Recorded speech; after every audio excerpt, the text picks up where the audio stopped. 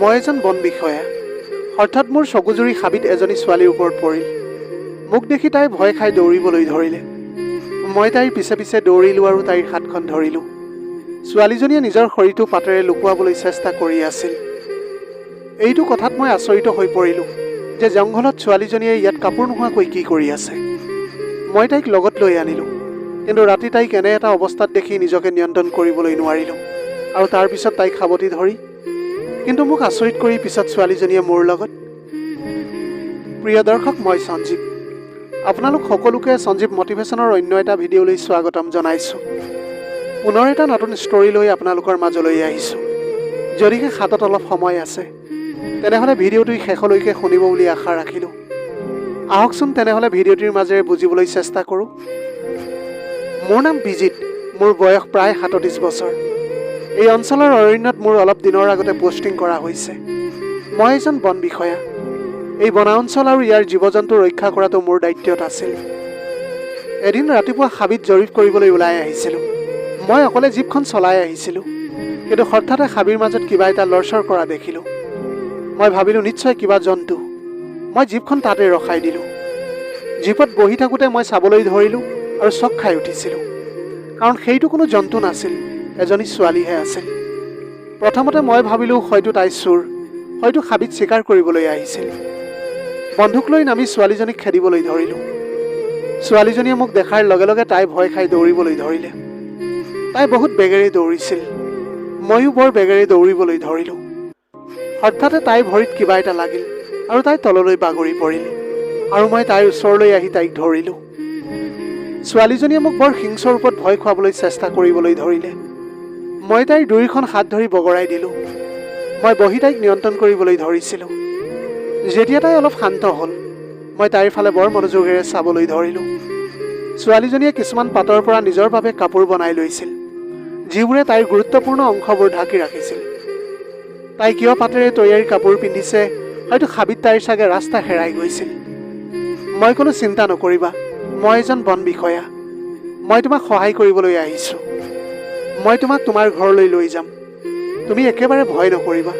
তুমি শান্ত হোৱা, তুমি ক'ত থাকা সেইটোহে কোৱা। কিন্তু ছোৱালীজনীয়ে চকু টুপিয়াই মোৰ ফালে চাবলৈ ধৰিলে, কিন্তু একোৱেই নক'লে। তাইৰ ছালখন সম্পূৰ্ণ গোলাপী, শৰীৰটো বনৰ অপেশ্বৰীৰ দৰে জিলিকি আছিল। চুলিখিনি তিতি আছিল। নিশ্চয় তাই চাগে গা ধুই আছিল। তাইক দেখিবলৈ এতিয়া বৰ ধুনীয়া দেখা গৈছিল। মই তাইৰ পৰা এতিয়া চকুৰ আঁতৰ কৰিব পৰা নাছিলোঁ। ছোৱালীজনীয়ে এতিয়ালৈকে একো কোৱাই নাছিল। তাই আচৰিত হৈ মোৰ ফালে চাবলৈ ধৰিলে। মই আকৌ সুধিলোঁ, তুমি হাবিত হেৰাই গৈছা নেকি? তোমাৰ ঘৰ ক'ত? এতিয়া তাই মোক পিছলৈ ঠেলিবলৈ ধৰিলে। তাইৰ মুখত ভয় স্পষ্টকৈ দেখা গ'ল। মই ক'লোঁ, তুমি চিন্তা নকৰিবা। মই নিজে উঠি তাইক হাতত ধৰি থিয় কৰাই দিলোঁ। মই তাইৰ হাতত ধৰি ক'লোঁ, মোৰ লগত ঘৰলৈ আহা, তুমি একেবাৰে চিন্তা নকৰিবা। এইখন হাবিত তোমাৰ বহুত বিপদ হ'ব পাৰে। যদি কোনো বনৰীয়া জন্তুৰ চকু তোমাৰ ওপৰত পৰে, তেন্তে নিজৰ জীৱনটোকে তুমি হেৰুৱাই পেলাবা। ছোৱালীজনীয়ে মিচিকাই হাঁহি এটা মাৰিলে আৰু মোৰ মুখখন পঢ়িবলৈ চেষ্টা কৰিলে। এতিয়া একো প্ৰতিবাদ নকৰি মোৰ গাতে গা লগাই আহি মোৰ জীপখনতে বহি পৰিল। বন বিষয়া হোৱাৰ বাবে তাইক সহায় কৰাটো মোৰ দায়িত্বত আছিল। মই তাইক এতিয়া ৰেষ্ট হাউচলৈ আনিলোঁ। ইয়াত মই অকলে থাকোঁ। এতিয়ালৈকে মই নিজৰ বাবে সুকীয়া ঘৰ বিচৰা নাছিলোঁ। বাকীবোৰ পত্নী আৰু সন্তান থকা মানুহ, গতিকে সিহঁতে ওচৰতে ঘৰ ভাড়ালৈ লৈ লৈছিল আৰু মই ইয়াত অকলে থাকিছিলোঁ। তাৰপিছত মই খাদ্য ৰান্ধিবলৈ ধৰিলোঁ। ছোৱালীজনীয়ে মোক বৰ সাৱধানে ওপৰৰ পৰা তললৈ চাই আছিল। দুয়োৰে বাবে ৰুটি চব্জি প্লেট দুখনত আনি একেলগে বহিলোঁ। এতিয়া তাই মুখত হাজাৰটা প্ৰশ্ন লৈ প্লেটখনৰ ফালে চাবলৈ ধৰিলে। চাগে তাই ভাবিছে খাব লাগে নে নালাগে। হয়তো তাই বহু বছৰৰ পাছত এনেকুৱা খাদ্য দেখিছে। তাইৰ মনৰ ভাৱ মই অনুভৱ কৰিব পৰা নাছিলোঁ। মই ক'লোঁ, ইয়াতকৈ মই বেছি বনাব নোৱাৰোঁ। হঠাৎ তাইৰ চকুৰ পানী ওলাবলৈ ধৰিলে। এই ছোৱালীজনীৰ হাতত ধৰিলোঁ। মোৰ ভিতৰত এটা অদ্ভুত অনুভূতি গঢ় লৈ উঠিবলৈ ধৰিলে। বুজিলোঁ, ছোৱালীজনীয়ে এতিয়াও পাটৰ কাপোৰ পিন্ধিয়ে আছে। মই তাইক কাপোৰ পিন্ধিবলৈ দিব লাগিছিল। মই তাইৰ ফালে মনোযোগেৰে চাই আছিলোঁ আৰু মই তাইক খাদ্য খাবলৈ কৈছিলোঁ। তাই মাত্ৰ প্লেটখনলৈ চাই আছিল। মই নিজেই ৰুটি আৰু চব্জি লৈ খাবলৈ ধৰিলোঁ। মোক দেখি তাইও কঁপিবলৈ ধৰিলে। মই ক'লোঁ, তোমাৰ নামটো কি? তাই অলপ সময় নিমাত হৈ থাকিল আৰু তাৰপিছত মই সুধিলোঁ, তুমি এইখন হাবিত থাকানে? তোমাৰ ঘৰটো অন্য ক'ৰবাত আছে? মই সুধিলোঁ, তুমি ইয়াত কেতিয়াৰ পৰা আছা? তাই তেতিয়া ক'লে, বহুদিনৰ পৰা। মই হাবিত সকলো পাহৰি গৈছোঁ। তাইৰ মাতত মধুৰতা আছিল, যদিও হয়তো তাই বহুদিন কাৰোৰে লগত কথা পতা নাছিল। তাই ভালকৈ কথা ক'বও পৰা নাছিল। মই তাইৰ হাতখন লাহেকৈ টিপিবলৈ ধৰিলোঁ, তুমি বৰ ভাগ্যৱান বুলি কৈ। এইটো অঞ্চলত অতি বিপদজনক জীৱ জন্তু আছে, ইয়াত ঘূৰি ফুৰাটো তোমাৰ বাবে উপযুক্ত নহ'ব। তাই মোৰ ফালে চাই ক'লে, মোৰ আৰু কোনো বিকল্প নাই, মই ঘৰৰ পৰা পলাই আহিছোঁ। নাজানো সেই ছোৱালীজনীৰ কাহিনীটো কি আছিল। এই কথা কোৱাৰ পিছত তাই সম্পূৰ্ণকৈ নিমাত হৈ পৰিল। নিজৰ বিষয়ে ইয়াতকৈ বেছি তাই একোৱেই কোৱা নাছিল। তাই ঘূৰি ঘূৰি ঘৰটো চাবলৈ ধৰিলে, কিন্তু মই একো বুজিবই পৰা নাছিলোঁ। তাইক পিন্ধিবলৈ মোৰ কাপোৰ কিছুমান দি ক'লোঁ যে এইবিলাক পিন্ধি লোৱা তুমি। তাই মোৰ ওচৰলৈ আহি ক'বলৈ ধৰিলে, হ'ব, মই এনেকৈ ঠিক আছোঁ। তাই মোৰ পৰা যিমান দূৰত থিয় হৈ আছিল, তাই পাতৰ বস্ত্ৰৰ তলৰ সকলো স্পষ্টকৈ দেখা গৈছিল, আৰু মোৰ অৱস্থাটো বেয়া হৈ আহিছিল। মনলৈ নানা চিন্তাবিলাক আহিবলৈ ধৰিছিল। মোৰ এনে লাগিছিল যেন মই তাইক এতিয়া সাৱটি ধৰি মৰম কৰিম। যিমানে তাইক এতিয়া মই প্ৰত্যক্ষ কৰিছিলোঁ, মোৰ ভিতৰৰ চৈতানটো অধিক জাগ্ৰত হ'বলৈ ধৰিছিল। তাই হাবিৰ ছোৱালী যদি মই তাইৰ লগত কিবা কৰোঁ, লগতে ভাবিছিলোঁ যে কোনেও একো গম নাপাব, মই তাইক আকৌ হাবিত এৰি দিম। এনেবোৰ চিন্তা মনলৈ আহিবলৈ ধৰিলে। এতিয়া মই নিজকে চম্ভালিব পৰা নাছিলোঁ। সেই ছোৱালীজনীয়ে ঠিক ৰুমটোৰ ইফালে সিফালে ঘূৰি ফুৰিবলৈ ধৰিলে। মই তাইক চাই আছিলোঁ আৰু ৰাতি শোৱালৈ অপেক্ষা কৰিবলৈ ধৰিলোঁ। এই ফৰেষ্ট হাউচত মাত্ৰ 3 ঘণ্টাহে লাইট থাকে। ৰাতি পোহৰ একেবাৰে নাথাকে, সম্পূৰ্ণ আন্ধাৰ হৈ থাকে। ইয়াত ৰাতি পোহৰৰ অনুমতি দিয়া নহয়, কাৰণ ইয়াৰ বাবে জীৱ জন্তুৱে ক্ষতি কৰিব পাৰে। কেৱল মমবাতি ব্যৱহাৰ কৰিবলৈ পাৰি, যাৰ বাবে অন্য কোনো বিষয়া ইয়াত নাথাকে। কিন্তু মইতো ইয়াতে আৰামত থাকোঁ। ইয়াত ৰাতি বহুত ঠাণ্ডা হয়। ঘৰটোত ফেনৰ কোনো প্ৰয়োজন নাছিল, আৰু মোৰ আন্ধাৰত থকাৰ অভ্যাস হৈ পৰিছে। এনে আন্ধাৰত যদি মই তাইৰ লগত কিবা এটা ভুল কৰোঁ, তাইৰ চিঞৰ কোনেও নুশুনিব। যিজনী ছোৱালীক মই ৰক্ষা কৰিবলৈ লৈ আহিছিলোঁ, তাইক লৈ মই এইবোৰ ভাবিবলৈ ধৰিলোঁ। আৰু ইয়াৰ মূল কাৰণটো আছিল তাই দেখিবলৈ অতিকৈ ধুনীয়া আছিল। ৰাতিৰ আহাৰ খোৱাৰ পিছত ছোৱালীজনী ড্ৰয়িং ৰুমত শুই পৰিল। মই তাইৰ ওচৰলৈ আহিলোঁ। মোক ওচৰত দেখাৰ পিছত তাই নাৰ্ভাছ হ'বলৈ ধৰিলে। মই তাইক নাৰ্ভাছ নহ'বলৈ ক'লোঁ, কিন্তু মই আহি তাইৰ ওচৰত বহি তাইৰ হাতখনত ধৰিলোঁ। সেই ছোৱালীজনীয়ে লাজ অনুভৱ কৰিবলৈ ধৰিলে। লাজতে মোৰ ফালে চাই আছিল, আৰু ভিতৰি ভিতৰি মোৰ বৰ সুখ অনুভৱ হৈছিল। তাইৰ লগত এতিয়া কথা পাতিবলৈ আৰম্ভ কৰিবলৈ ধৰি মই সুধিলোঁ তাইক, তুমি নিজৰ বিষয়ে একো কোৱা নাছিলা, কি বাধ্যত পৰি তুমি ইয়ালৈ আহিলা নেকি? তাই সোধাৰ লগে লগে মোৰ হাতত ধৰি মোৰ কান্ধত মূৰটো থৈ দিলে। তাইৰ মুখখনলৈ চাই এনে লাগিল যেন তাই কাৰোবাক ভয় কৰিছে। এনে পৰিস্থিতিত মই তাইক ৰক্ষা কৰিবলৈ বিচাৰিছিলোঁ। ছোৱালীজনীৰ বিষয়ে মোৰ মনত থকা বেয়া চিন্তাবিলাক আঁতৰাবলৈ চেষ্টা কৰি মই তাইক জোৰেৰে ধৰিলোঁ। ছোৱালীজনীয়ে চাগে মোক বিশ্বাস কৰিবলৈ আৰম্ভ কৰিছিল। এনে ছোৱালীৰ লগত মই কেনেকৈ ভুল কৰিম? মই ভাবিছিলোঁ যে মই জোৰকৈ একোৱেই নকৰোঁ, হয়তো তাই মোৰ ওচৰত নিজকে সমৰ্পণ কৰিব। তাইৰ দুচকুত চকুলো ওলাই আহিছিল।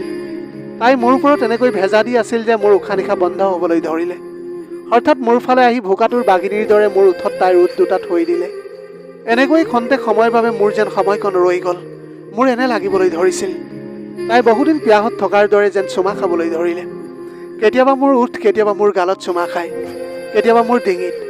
মাত্ৰ অলপ আগতে মই এনেকুৱা কিবা এটা কৰাৰ কথা ভাবি আছিলোঁ, আৰু এতিয়া ইয়াৰ সম্পূৰ্ণ বিপৰীত হ'ল। তাই মোক আক্ৰমণ কৰিবলৈ ধৰিলে।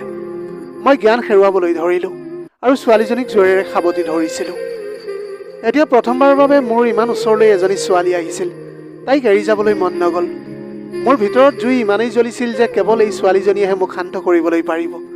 মই তাইক যিমানেই আক্ৰমণ কৰিছিলোঁ, সিমানেই তাই মোক আক্ৰমণ কৰিছিল। দুয়োফালে জুই সমান হৈ পৰিল। ছোৱালীজনী কিমান দিন পিয়াহত আছিল নাজানো, কিন্তু তাইৰ কামবোৰ মানুহৰ দৰে নহয়, জন্তুৰ দৰেহে আছিল। এই কথাটোৱে মোক আচৰিত কৰি তুলিছিল। যদিও হঠাতে ছোৱালীজনী শান্ত হৈ পৰিল। নাজানো কিয় ছোৱালীজনীৰ মুখত ইমান বিষাদ ভাৱ আছিল যে মই তাইৰ লগত জোৰকৈ একো কৰিব পৰা নাছিলোঁ। বিচনা চাদৰ এখন লৈ তাইক ভালকৈ ঢাকি দিলোঁ। মই ক'লোঁ, এতিয়া তোমাৰ কাহিনীটো কোৱা। মোৰ হাতখনত ধৰি তাই সুধিলে যে তোমাৰ নামটো কি? মই ক'লোঁ, মোৰ নাম বিজিত। তেতিয়া তাই ক'লে, মোৰ সতীয়া দেউতাৰ নাম চন্দন। আপুনি তেওঁক চিনি পায় নেকি? মই বৰ সাৱধানে চাবলৈ ধৰিলোঁ। তাইৰ দেউতাকক মই কেনেকৈ চিনি পাম? মই মূৰটো জোকাৰি ক'লোঁ যে মই চিনি নাপাওঁ।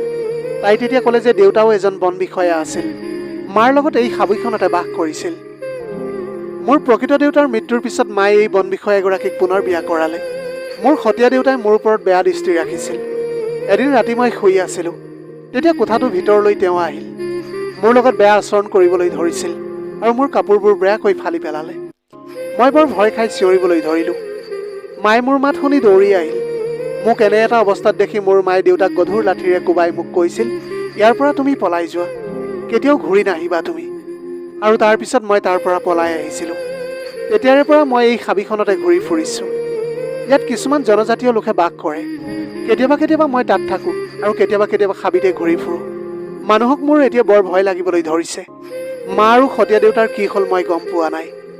মই কেতিয়াও হাবিৰ পৰা ওলাই যোৱাই নাছিলোঁ। সেই ছোৱালীজনীয়ে এটা উশাহতে তাইৰ সমগ্ৰ কাহিনীটো কৈ পেলাইছিল।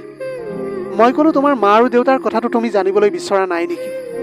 তাই মাকক লগ কৰিবলৈ বিচাৰিছে বুলি কৈ কান্দিবলৈ ধৰিলে।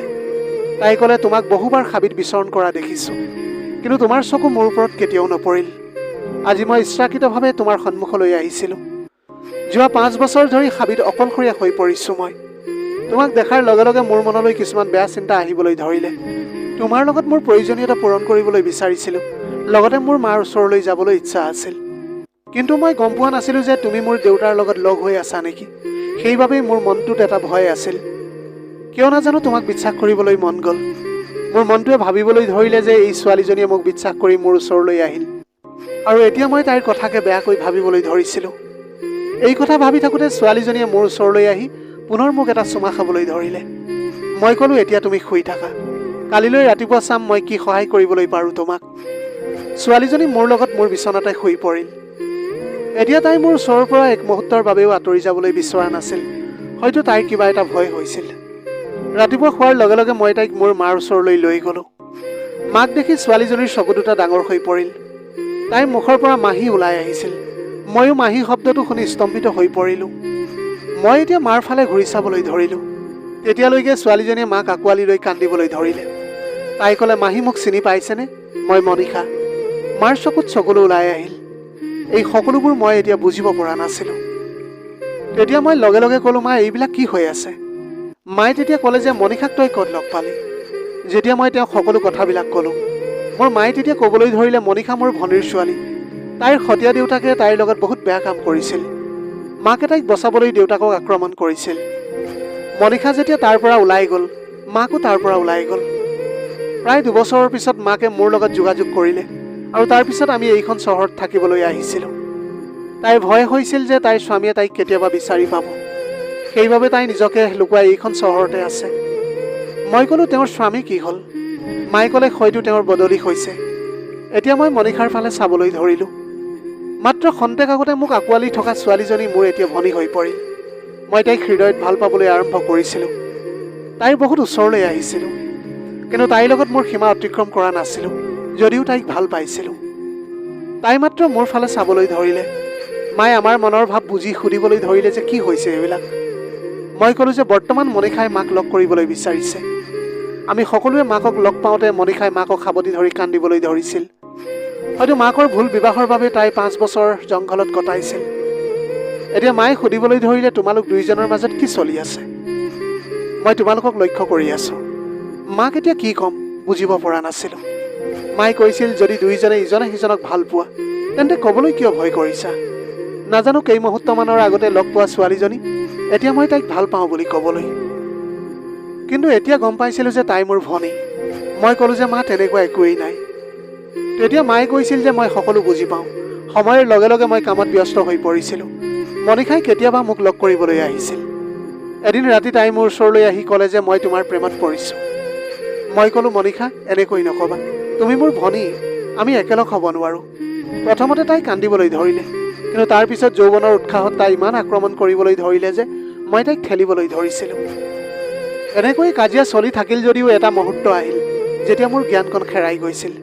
সেই এটা মুহূৰ্ততে মই তাইক নিজৰ কৰি ল'লোঁ, আৰু মই নিজকে ৰখাবলৈ নোৱাৰিছিলোঁ। হয়তো মোৰো তাইৰ প্ৰতি অনুভৱ আছিল। ইজনে সিজনক ভাই ভনীৰ দৰে শৈশৱতে কেতিয়াও লগ পোৱা নাছিলোঁ। যৌৱনত গম পাইছিলোঁ যে মোৰো এগৰাকী ভগ্নী আছে। মায়ে কৈছিল যে আমি বিচাৰিছোঁ তুমি আৰু মনীষাই বিয়া কৰোৱা, কাৰণ মনীষাৰ সতীয়া দেউতাকে এতিয়াও জীয়াই আছে, আৰু যদি কোনোবাই সঁচাকৈ তাইক ৰক্ষা কৰিবলৈ পাৰে, তেন্তে কেৱল সেয়া তুমিয়েই। মই মনীষাক প্ৰতিশ্ৰুতি দিলোঁ যে মই তাইক সদায় ৰক্ষা কৰি যাম, আৰু তাইৰ লগত সদায় সুখী হৈ থাকিম। তাইৰ সতীয়া দেউতাকৰ কুছায়া কেতিয়াও আমাৰ ওপৰত পৰিবলৈ নিদিওঁ। মানুহৰ জীৱনত পৰিস্থিতিয়ে কি ৰূপ লয় কোনেও নাজানে। সকলোৰে জীৱনত ভাল বেয়া কিছুমান কাহিনী থাকে। ক'বলৈ বহুতে ভয় বা লাজ কৰে, কিন্তু কাৰোবাৰ আগত প্ৰকাশ কৰিলে মনটো পাতল হয়। এইটোৱেই কিন্তু মোৰ অনুভৱ। প্ৰিয় দৰ্শক, এইটোৱেই আছিল আজিৰ কাহিনীৰ ভাগ। ভিডিঅ'টি যদি ভাল লাগিল তেনেহ'লে লগৰ বন্ধু বান্ধৱীসকলৰ মাজত শ্বেয়াৰ কৰিবলৈ নাপাহৰিব। আপোনালোকৰ গোটেই জীৱনটো হাঁহিৰে উপচি পৰক। পাৰিলে দুখীয়াজনক অলপ সহায় কৰিবলৈ চেষ্টা কৰিব। আপোনালোকৰ অকণমান সঁহাৰিয়ে যদি কোনোবা এজন দুখীয়াৰ জীৱনটো সলনি কৰিবলৈ পাৰে, তাতকৈ পুণ্যৰ কাম আৰু এইখন পৃথিৱীত একোৱেই হ'ব নোৱাৰে। Have a nice day.